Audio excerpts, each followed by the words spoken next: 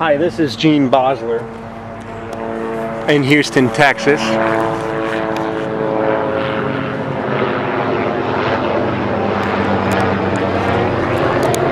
That's the sky blue colors of the Houston PD, and it's illegal to flip them the bird, so I don't. I actually do to the Apaches. Okay, back to this. I don't know if it's a Savannah holly, Eagleston holly. You know, I don't care. I know that it's a, you know, Nellie R. Stevens.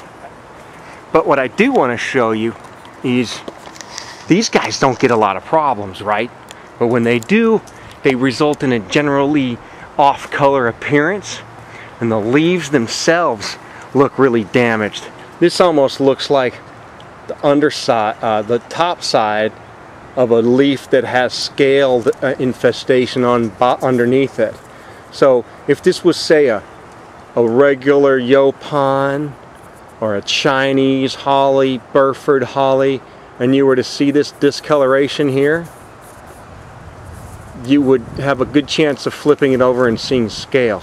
Now, I don't see any scale on this plant, but this is also, we call this stippling right here.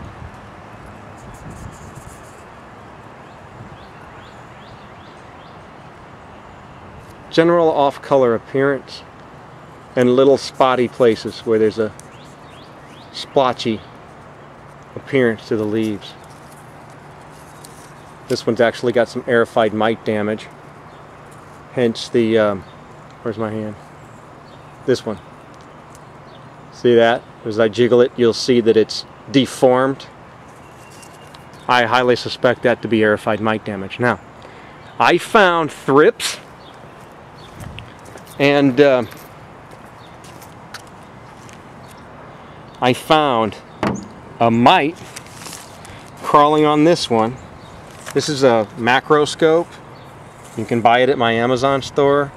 It's 25x. It's totally rad. You gotta have one. And I found an adult, I think it was an adult thrips on this. So I get busy. I don't follow up. I follow up better than I used to.